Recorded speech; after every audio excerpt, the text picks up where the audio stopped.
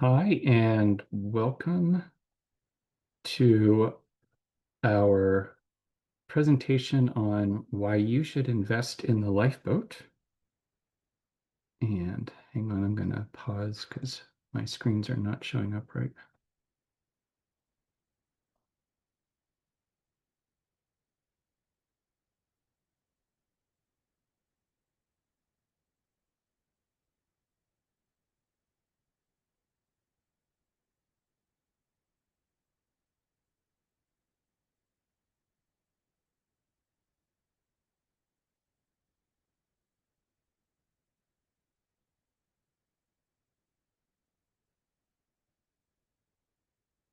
Sorry, just dealing with.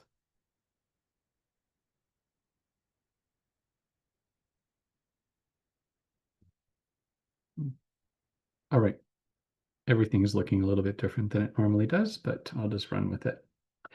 All right, getting started again. So, welcome, and we're here today to talk about Lifeboat Academy and opportunities for you to invest and why you might want to. And if you have been paying attention, then you probably realize the times have been bumpy and we think they're going to get bumpier. There are a lot more people out there who are talking about the possibility of collapse, whatever that might mean. But as Rupert Reed points out, to address the challenges that we face right now in the poly crisis, even without collapse, what is going to come next will be so different from what we have come into this with that it will be unrecognizable from our current business as usual. And so we think the time has come to start. Hmm, I think I'm going to have to start again.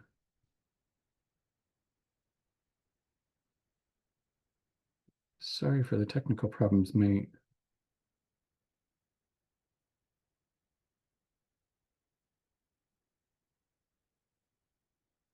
Uh, all right.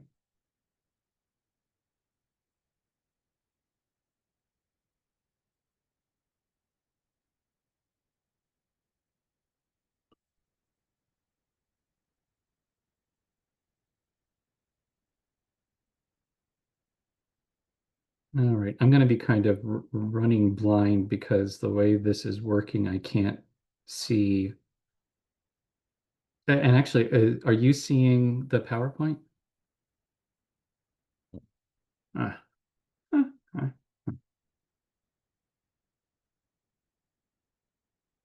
All right. How about now?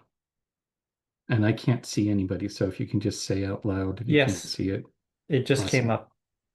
Okay, cool. All right. Well, let's see how this records. Um, I need a clapper. So, welcome to our presentation today to talk about why you might be interested in investing in the Lifeboat Academy and our Pharmastery experiment. If you've been paying attention lately to the news, you probably are noticing that the times are very bumpy, and we think they are likely to get much bumpier as we move forward. And so a lot of us are wondering not only what comes next, but what can we do about it? As more and more people are talking about the possibilities of societal collapse, whatever that might mean, we're reminded of what Rupert Reed points out, that to address the challenges that we face in the form of the polycrisis, even if we don't collapse, what's going to come next is going to be unrecognizable from our current business as usual. And so we think the time is ready for us to start talking about what comes next. And to think about investing in the lifeboat is a way of investing in what comes next, what we hope comes next, not what we fear comes next. So the model that we are talking about today has emerged through more than a decade of refinement and reality testing involving hundreds of people who are all climate alarmed and collapse aware, and over thousands of hours of conversations with people about what they think comes next and what the important bits and pieces are. And the one thing that we noticed early on and that everyone agrees on is that there are multiple challenges that we face. and that all of these challenges are interconnected. So it's useful to think about what comes next as a Venn diagram. We know there are a number of different aspects that are all important, and each of these aspects overlaps in ways with the others. So we know we have to find ways of providing our food for us in reliable ways that are resilient to breakdowns in the supply chain. We also know that we need to figure out how we can collaborate better and how we can reinvent our economic systems and our relationship to the land.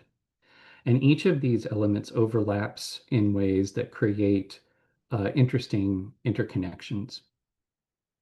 So what comes next is lots of different things that are all connected. One thing is it's a regenerative farm that can provide sustainable food regardless of what comes down the pike. Doesn't require a lot of oil or extended supply chains to function in a healthy way. We also know that it should be a learning center where we can develop the practical and interpersonal skills necessary to work together effectively to feed ourselves, purify water, create energy, and provide for all of those basic needs. It also is a community hub, a place where people can actually come together to build strong, resilient relationships and actually put those collaboration skills into action. And it's also an enterprise or an oikos. While we reject Game A's extraction principle and our current form of capitalism, we still need to be economically viable and sustainable. So, how do we create rules and ways of working together that provide for the things that we need, where we all do well and we all thrive without adversarial and power over oppression? And we think that we also need to take seriously reconciliation at its deepest sense, a project that where we are healing our relationships to each other and to the land. And reconciliation is a challenging process, but we think it's key to personal, psychological, and community resilience. And so we refer to this aspect as the pharmastery.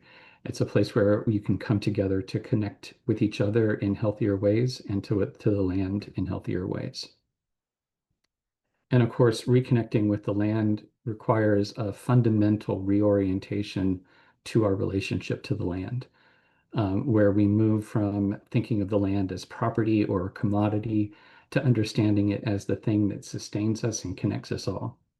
So how do we understand that feeling of all our relations in our bones in a real way, in a tangible way?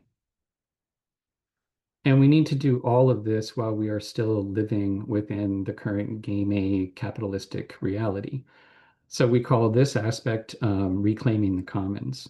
And how do we use the tools that are available to us right now in this version of our society to create a bubble where we can reclaim those direct connections to the land and to each other? So we see a strong connection between the more European concept of the commons and the North American indigenous idea of the land. And really, it's about centering the land and recognizing it as a common source that connects us all and that sustains us all. So what we think comes next is a lot of different things that combine. And what we're proposing is one model that of what that could look like. And really at the center of that model of what comes next is resilience and regeneration. We need to be able to sustain ourselves. That's the resilient part. But we also want to go beyond that and lean into the ability of nature and our human nature to heal and thrive when we are given the care that we need. But throughout all of this, we also know that we don't really know what's coming. And so we can't predict what's coming down the pike. So we need to learn how we can be agile and nimble as we deal with whatever might be coming. So at the core of everything that we're doing is the idea of an experiment. We've put together a model where we pulled together some of the best ideas we've been able to find and start to figure out how to operationalize those in real concrete ways. But ultimately, as we move along, we know that we're going to learn and respond. And so the pharmastery is really an ongoing living experiment. So the investment in the pharmastery isn't about a particular model, a particular way of working, but really it's about finding ways that we can adapt and respond as we learn and as the situation changes. So ultimately, it's about putting theory into practice in a way that reality tests things. So the model itself is grounded in the idea of the fair share footprint. And this is an idea that has come out of the Global Ecological Footprint Network. And it's similar. Most people have heard about your ecological footprint. And this is the fair share footprint takes that idea and says, well, if we take the Earth's natural resources and we divide by the 8.1 billion people on the planet, we each get a sort of allotment of our natural resources. And so if we're going to talk about sustainability, whatever that means, it has to we have to be able to support and sustain ourselves within that allotment. And so what we've done is taken that and with a little informal calculation, we think that the property that we are on that we're hoping to purchase is about 16 footprints or the resources necessary to keep 16 people alive and well. So our goal with the main campus of the Lifeboat Academy here at the Pharmastery is to provide a tangible model of sustainability that's founded on that fair share footprint idea, so that you can come and see what does it look like, what are the resources needed to keep 16 people alive and healthy. And then we sort of build on that basic idea. And the simplest way to kind of the oversimplified way of thinking about it is we're trying to create a 16-person homestead. So what if we could find 16 friends who all agreed that we wanted to pool our resources, work together, and find a sustainable way of moving into the future?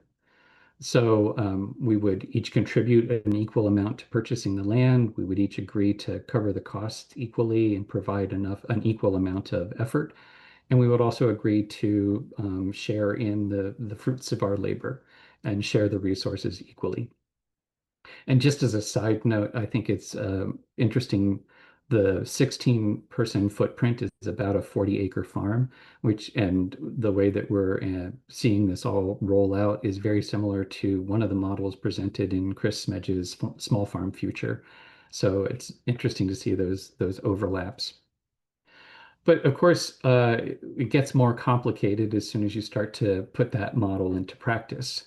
One of the first questions is, well, how are we going to make decisions and make plans for the 16 of us in a way where our voices can be heard and fairly considered, but where we don't turn into either a herd of cats on one side or an endless meeting on the other. And so the first thing that we have applied to the model is sociocracy and the circle process as effective tools for how we can work together and collaborate effectively. In effect, the sociocracy 3.0 works like our operating manual for how to run a good experiment and how to make good decisions in a collective and collaborative way. But once we do that, we also start to get into the complexities of those actual 16 people that might come together in a homestead. And one of the things that is really clear is that there are some people that have more money than time. Some people have more time than money. Some people who are able to commit 100%, and some people who still need to keep one foot in the business as usual world. And so we need to find a system that also allows us to invest our different kinds of capital resources, so time, energy, knowledge, in ways and at different degrees, but where we also feel like we are fairly compensated for our contributions. And for that, we lean into something called commitment pooling, which is an idea developed by Will Rudnick, who is in Kenya. And the idea is based on some traditional ways of organizing that he's been exposed to and learned about in Kenya. And the really simple way of thinking about it is it's kind of glorified profit sharing. And apologies to Will Rudnick for that oversimplification. But the process is simple. We just account for the time that we're putting into the work that we do that creates the goods and services that we're producing in the pharmastery. And then we account for the goods and services that we consume, that we use, how much effort and time went into that. And we keep an account of that at the end of the year. We we calculate how much time we've contributed and how much we've received in the equivalent of time, and kind of balance the books in a way that allows everyone to walk away feeling like they're fairly compensated. The process also has a happy um, uh, side effect in that we can allow people who aren't in the commitment pool to also um, basically purchase the goods and services that we are putting into the pool. And instead of counting their time, they pay a market rate for the goods and services, and that money goes into a sort of shared pot. So it allows not only to make sure that people are getting what getting a fair amount of goods and services back for the time that they're committing, but it also gives us a way of interacting with a market beyond the commons, where we can participate in basically a profit sharing scheme. So now we have a system of governance in place and an accounting system that allows us to track different kinds of contributions and different uses of the resources of the commons.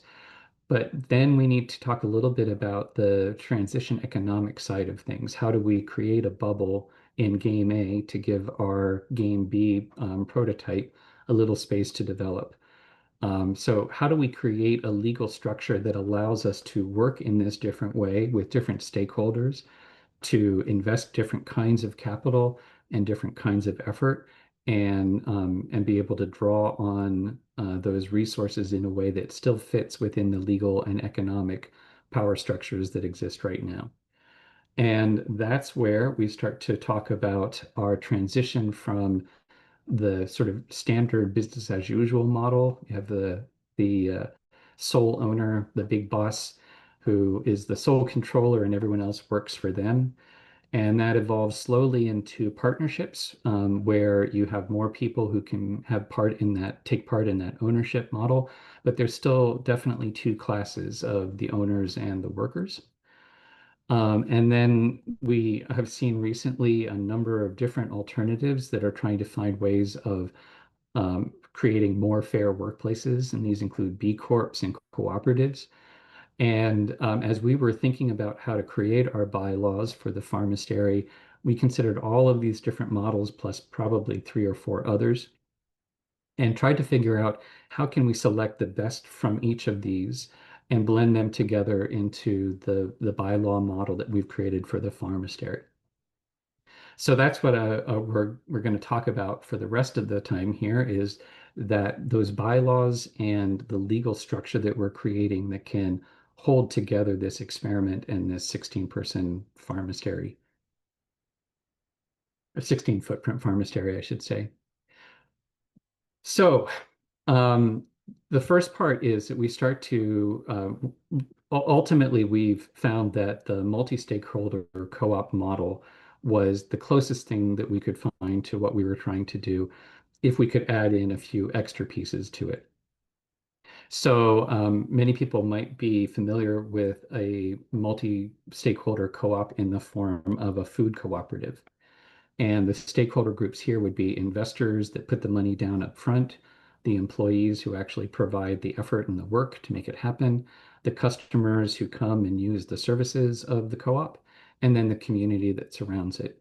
And in a multi-stakeholder co-op, each of these groups have a way of investing in and participating in the work of the co-op. And what we've done is taken that and then slightly morphed it to fit the lifeboat idea. And so instead of investors, we have benefactors, because these are people that are not simply investing for money, but are actually looking to create a social benefit. Instead of employees, we have caretakers who are doing more than just working, who are actually committing and caring for the land and taking care of it and each other. And then our customers come in the form of lifeboat builders and other people who are trying to find and develop models to create local resilience in their own communities. And then, of course, we still have a community that is surrounding us and that we want to be part of. So this is where we start to get into the nitty-gritty of how do we actually set up our shares and how do these different legal tools work for different people. So we harken back to the 16-person homestead. And in that really simple model, you could imagine that we just have 16 shares for 16 people, and one share equals a whole footprint. So one of the things that we noticed early on is that that can be a very high bar as an entry point to be able to buy 1/16 of a full property. And so the first thing that we did is that we um, divided that one footprint into 100 smaller shares. So basically, each share is a percentage of a full footprint. So now we have 100 shares per footprint, and we have 1,600 shares for the whole pharmastery. Then the next thing that we did is we grafted on a more indigenous understanding of the obligation of care that comes with ownership or access to the land. So instead of our kind of Western model, where if you own the land, you're allowed to do whatever you want, including ignore or abuse the land, in an indigenous worldview, any connection to the land comes with an obligation of care. So instead of just one kind of share, we have two kinds of share. One that represents the ownership in the sort of Western legal model, and the other part of the share, which represents the care that's going to be put into taking care of the property. And then of course, we wrap those shares in community shares to where many hands can make light work. So now let's talk a little bit about the rights and responsibilities that come with each of those share types. So as I mentioned, the benefactors are really like the investors. So the benefactor shares or the B shares really take account of the financial aspect of the project. And those shares are backed by the real estate value of the property. So if anything does go wrong, if the project can't go through, can't go forward, can't survive, then we sell the assets of the co-op and our benefactors are made whole again. And hopefully that isn't something that happens, but it is a guarantee for people who might be making significant contributions. Because this is the B shares are really focused on the financial aspect. There are no dues or no ongoing commitments of care associated with that, and you're not required to participate in the commitment pool. You really are, or could be, if you only have B shares, the silent partner in the process. So balancing out the benefactor shares are the caretaker shares or C-class shares. And like we said, those are about the care and the stewardship aspect of it. And as that implies, then with stewardship comes access to the land and also a commitment of care. So the people who are holding the care shares are taking on the responsibility of caring for the land in a healthy way. And because of that, they are also responsible for the dues, for the overhead, and also are required to participate in the commitment pool. Again, remembering these are like our employees, so it just makes sense that these are the ones who are doing most of the work in producing the goods and services. And then we have then we have lifeboat builder shares. These are take the role of either customers or students in another multi-stakeholder co-op model. They are supportive roles, so they're not central, they're not doing the heavy lifting. And that means that these shares are also low cost, low point of entry. And there is a balance between an invitation to participate in the care of the property with a limited amount of access to do it. There are no dues associated with these. These are the A-class shares or the membership shares, and participation in the commitment pool is optional. And then finally, there are community partner shares. And again, this is like a support aspect. They're low cost, low obligation, and an invitation to participate for local. We're thinking neighbors who want to get involved, but also especially local community organizations. And so there is a mechanism in the community partner shares that allows people to take on more shares to have a larger role, even in a supporting as a community partner. And there are no dues and no obligations to participate in the commitment pool. So now that we've talked a little bit about the shares, we want to talk about how these shares can then be combined in ways that really allow you to create your own adventure. Because we're not anticipating that people only buy Class A, Class B, or Class C shares, but that people can actually buy some of each of the different shares to create the kind of commitment that they would like to have with the Pharmastery and the Lifeboat Academy. So we'll talk about some different ways that this can happen. One is you could be a pure benefactor. You could buy only Class B shares and be supporting as a sort of silent partner. And of course, you could buy a large amount or a small amount.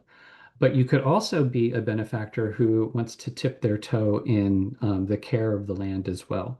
So you could buy some Class C shares to go along with your Class B shares. Conversely, we have caretakers who are sort of the same. They may have only Class C shares, but likewise, we would hope that some of our caretakers would come in with the ability to purchase some of the benefactor shares. And eventually, we're hoping that all caretakers have the opportunity to buy into an equal balanced whole footprint, 100 B shares and 100 C shares. And then there are timeshare croppers who are a lot like caretakers, but in a smaller commitment. And these would be people who would own a balance of B shares and C shares, but not a full 100 of either of those. And what this would mean is that their access to the land would be limited, time limited. And likewise, their obligations for care would be proportional. And of course, we imagine that some timeshare croppers may want to grow their investment over time and move from being a timeshare cropper to a homesteader with a full complement of 100 B and 100 C shares. And then, of course, there are ways for lifeboat builders and community partners to get involved. You could come in as a lifeboat builder where you would just have a few of the C shares, and this would allow you to have a long-term commitment to the co-op. And there would probably also be benefits in terms of because you'd be participating in the commitment pool, you would get reduced rate for any of the goods and services that you were participating in.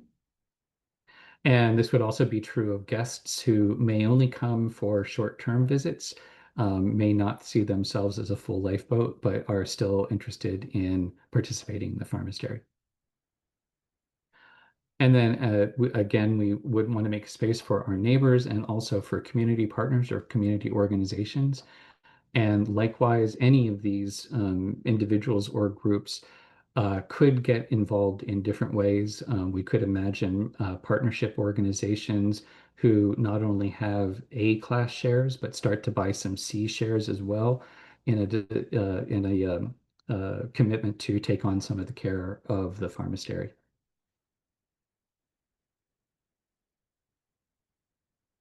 So again, the idea is really to create opportunities for people to craft their own level of investment and their own type of involvement, where the commitments and the rewards are balanced by buying into the portfolio of shares that you would like to invest in.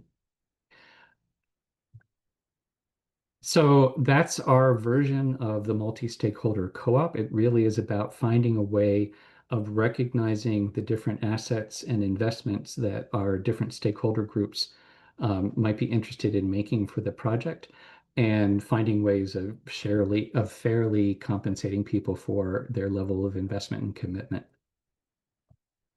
But ultimately, for this to work, then we need to find ways of converting privilege into connection. This is part of transition economics.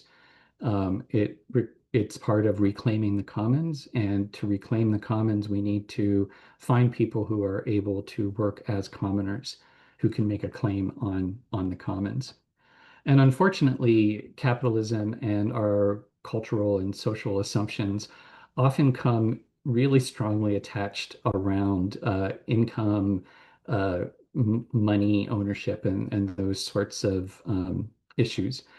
And so we live in a society where people are very individualistic, very consumeristic, and disconnected in ways that can make collaboration very challenging. So the logic of the market is very strong and can often swamp the logic of relationships. So that's why part of this project is finding ways to create that bubble in capitalism where we can center the land to decenter the ego. And we want to create the conditions um, that help create the circumstances where we can maintain that boundary between us and game A business as usual capitalism.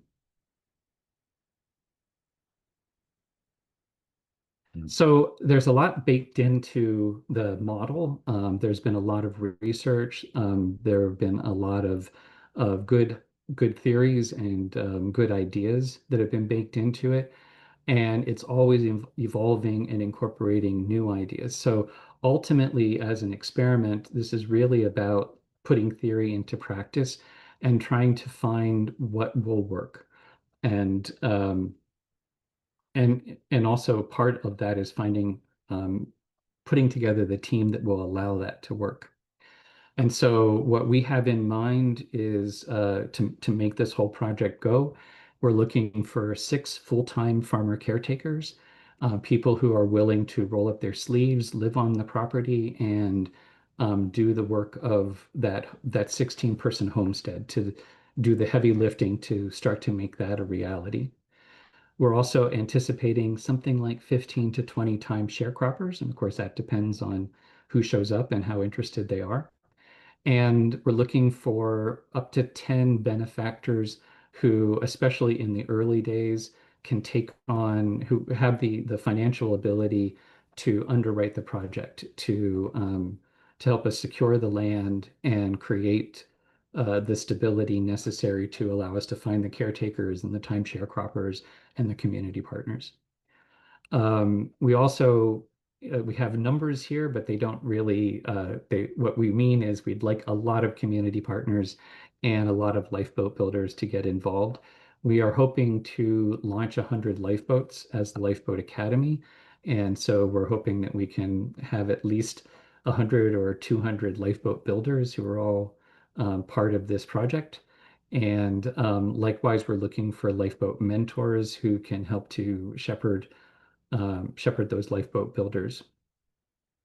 So this is our dream team, and again, it all depends on who's showing up and what they bring to the mix. But that should give you enough of a background to understand where we're coming from and why the bylaws are set up the way they are. And so we have now I'd like to create some space for any questions that you have and comments, and really to understand what resonates with you. What are you excited about? Where do you have questions, and what do you want to hear more about? And we do have some FAQs anticipating what some of those questions might be, but at the moment, I'm going to pause the slideshow and we'll turn it over to questions.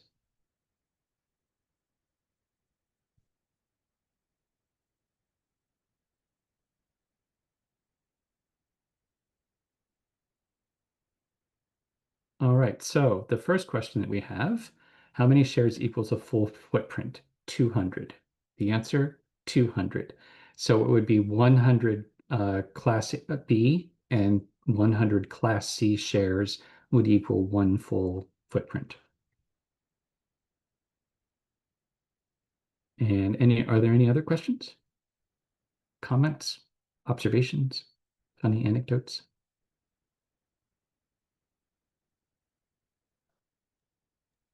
I think we've would want to remember which shirt you're wearing. And as we share out the video, asking for questions and any questions that come in other than in these presentations, you could wear that shirt and sit in that spot and have that lighting and answer them in this way. Cool.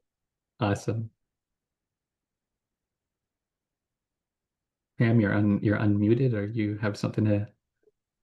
Well, that was a good piece of information just to find out that you're going to be recording a finished version of this, a polished version, and then um, sending it out to people whom you know or cold calling. Yeah, no Or cold is there, calling. Yeah, pardon me? no cold calling, but Yeah. yeah, So you'd be setting up a context with people prior to their looking at the yeah. yeah, yeah. And this is ultimately, so we would both be sending. We would have a static video that people could watch, and I am hoping that we can host a number of these events, and so that people can come if we find some interest, that we can have people come and do the presentation and then answer questions together. But the idea is that we'll always have a recorded version so that people, scheduling doesn't become such an issue. Hmm. Hmm. And we're also trying to have so there's the Substack post is a written form. So for people who like the written, and it's a little bit different. It's not as detaily. It's not so much about the shares, it's really more about the concept. And so that's one context piece. Then this video, or sorry, this presentation that would be recorded would be another part of the context. And then the bylaws themselves, the nitty-gritty, would be the third component. Hmm. For some reason, I thought this was actually going to be something about the bylaws themselves. I don't know where I got that idea, but Well, it is the context for the bylaws. So yes. it's really what I mean. We recognize that it's a very unusual person who likes to or can sit down and read bylaws and make sense of them. And so what we want is uh, this is supposed to be kind of your reader's guide to how to read the bylaws.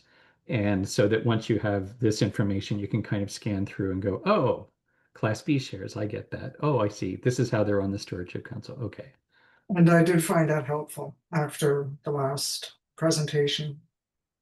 cool. All right. Well, my shirt is noted. And I like that. I will make sure not to age in any way. I won't get a haircut. Presentation. Yep. Yeah, your Okay. pacing was good. Yeah. Cool. Any other comments like that? Any feedback? Do you want me to, this is sort of a test video, a Hmm. practice run. Hmm. So you don't need any editing except for maybe at the beginning.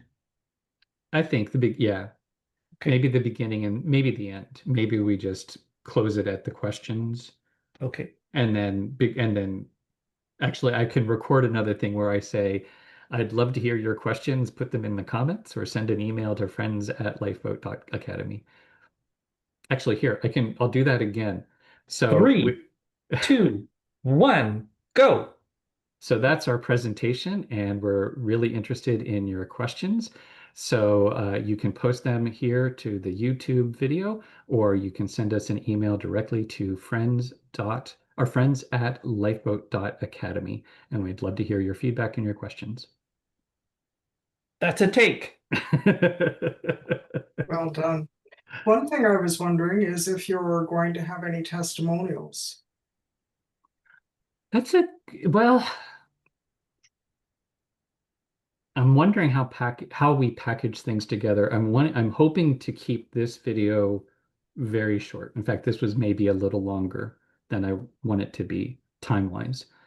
I kind of was 20 minutes seems like a sweet spot for people to be able to watch it and not, you know, not want to chunk it down. But we could do a separate one that's kind of like the pharmastery experience. What you're that other side, almost like a the promotional video for coming to the pharmastery, and then testimonials would be good. Yeah. This is always the challenge for me, I think, is there's so much content. What's the essential stuff to put first and for whom? So thinking about different audiences and what do they need to know.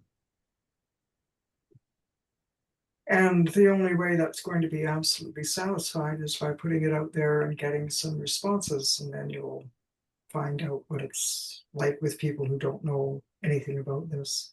Yeah. Yeah, and we have I made my peace with the fact that we will never be a mass market cold call, click this link kind of that's just not going to fit us. And I'm very happy that it's not going to fit us. We only need, in fact, we can only have 50 investors.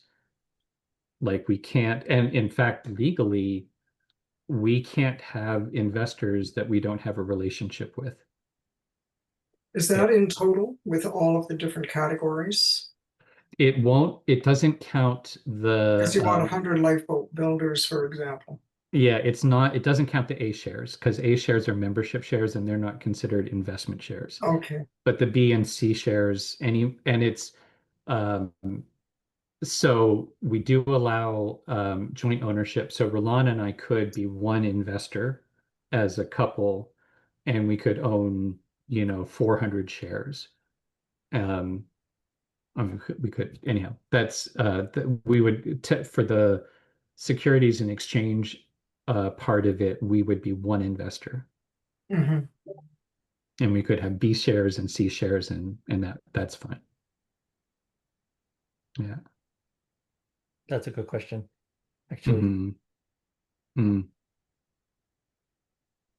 Yeah. All right. We Oh, good? Yeah. the only other thing I did make a note of was that in that diagram where you had the pale blue with white lettering, it was very hard to read it. If you do want people to be able to read it, that one slide was the only one that seemed illegible. Let me see which one that is. Oops. Um, it was a I think share diagram. Yeah. Oh, I see. Yeah. Okay. Okay, that's easily amended. Cool. All right. All right. Oh, I've got too many mice. My pacing was large. I'm glad that the pacing worked. It was mostly because I was doing the swan thing, trying to be calm here and down here, trying to figure out which mouse to grab and scroll, and I didn't always do it right, so I was trying to recover like where the screen should have been. Anyhow. Mhm. Couldn't see it. Couldn't see the effort. Good. That's why you don't see anything down below here.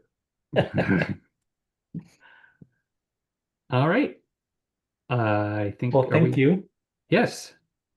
Thank you, thank you, thank you. And onward and upward. Okay. Every time I feel I get it a little bit better. So thanks. Right. And that's the other thing I was supposed to add at the beginning, you don't need to get this all in one go.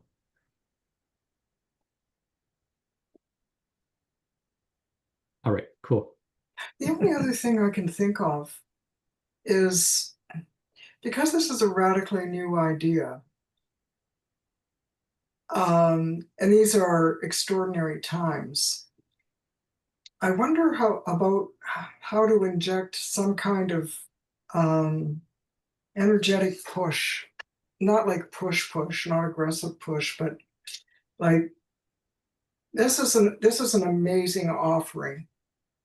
This is an incredible time, and look at this really novel approach to, you know, one way of building in this island of resilience.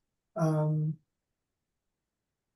yeah, I don't know how you want to do that or whatever, but just to keep in mind, perhaps there's a sparky piece. Yeah. I that makes a lot of sense, and that is the area that is hardest for me to do. Um, but I just wrote, I think I'm going to have a Substack post based on my journaling today and yesterday.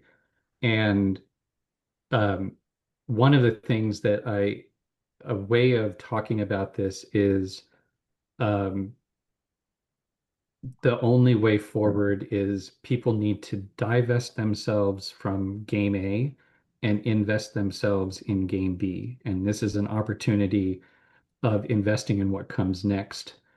And now is a good time to do it before. Right now, your conversion rate from game A status to game B status is it's very a game A favorable.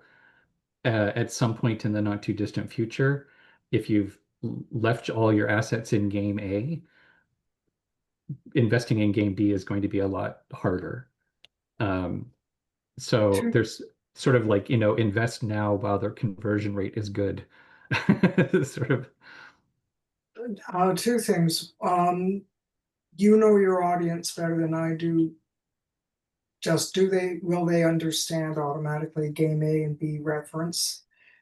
The other thing that I'm wondering about is, do you think it could benefit from having an intro, a lead in by Ronnie, for example, Mm, where she gives a very upbeat, because she knows works, has been on the farm, etc. She has that lived experience with it, and she just does an intro.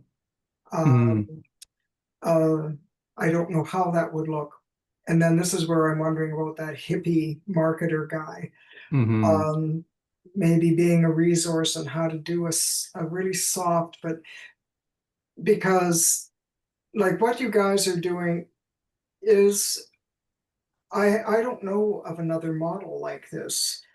Uh, and communicating it out when people don't have a placeholder to put it in and immediately, oh yeah, right, this is a bit tricky. So having that engaged on an emotional level of pointing to something that already has legs, that's very exciting, incredibly well timed, etc., just may get the enthusiasm of people who have the scratch to feel, to really feel mhm. problem, and not solution, but an invitation into a different way of engaging with the problem. And I think that's a great idea. For today, I thought I'm just going to keep it simple and I'll do it because I more or less know the script. But I've been thinking that something more interact, like not just it's exactly what you're talking about, is sort of being able to uh, talk with more than one voice about it. Um, and to your earlier comment about game A and game B, I do know our people well enough to know that they don't automatically know game A and game B references. And it's a shame because it is absolutely the shortest, concise way of talking about it. And I don't want to introduce I don't know an alternative way of saying game A and game B. How we do things now and how we need to do things to move forward. So that was something I was thinking about having AI do is, can you could AI create a 2 sentence or 3 sentence introduction to the difference between game A and game B as part of that intro? Um, Are you familiar with Vanessa Andreotti's experiment? yeah, And you can access Aiden yeah, and work through that so that you would end up having a relational framework already baked into the algorithms that you get from mm, that entity. mm, mm, And it's quite reliable, and then it feeds back into that world too, so it contributes to that experiment as well. yeah, yeah. That would be. I should play with that. I have. Well, I think we had this conversation, didn't we? No, it was another. Anyhow, one of the recent conversations was I had with a colleague was all about AI and include. Oh, yeah, that's actually so Rosa Zubizarreta. She works with. It's not Aiden. She works with Cinnamon. Brader cinnamon tea. Yeah. Yeah.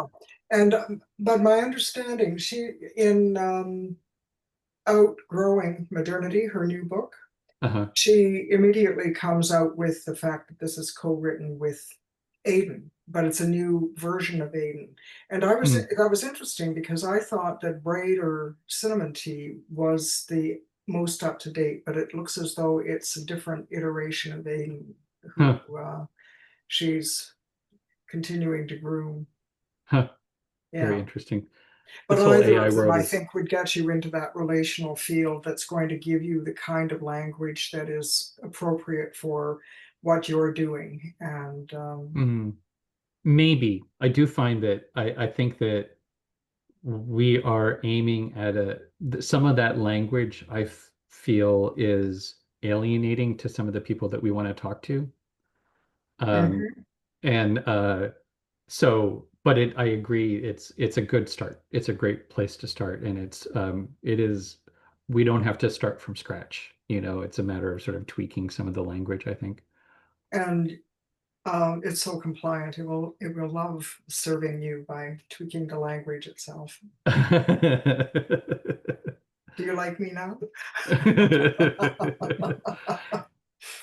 Yeah. um, but yeah, that's and then I'm thinking if you were to consider having a brief intro with Ronnie or someone that the share breakdown part could be um, an add-on. Like there's an awful lot of detail there that Mm, could perhaps be like for people who are really interested. This is getting granular here, mm, mm, but this is the framework, and then the granularity comes with an add-on, a cover letter, a blog post. mm.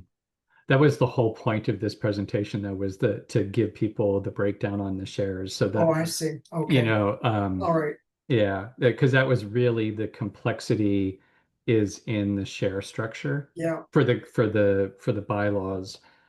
Um, and what is, and maybe I don't know, we might be able to simplify it a little bit, but this idea that we are splitting, that we're actually augmenting the Western idea of a share with an indigenous, that there's an obligation that comes with that.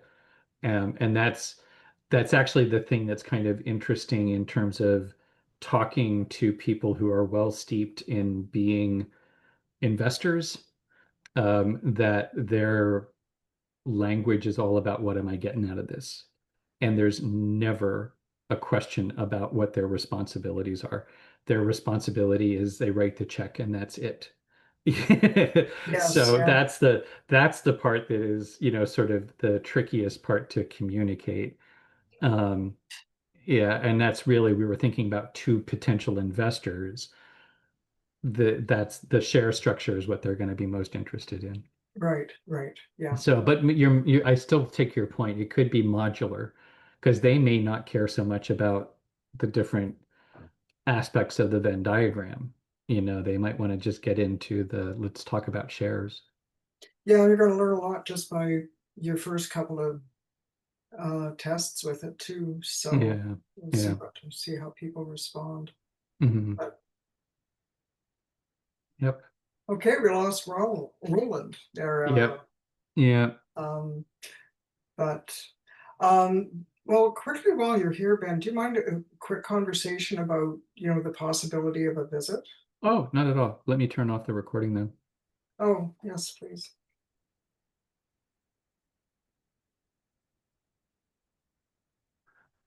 Go ahead.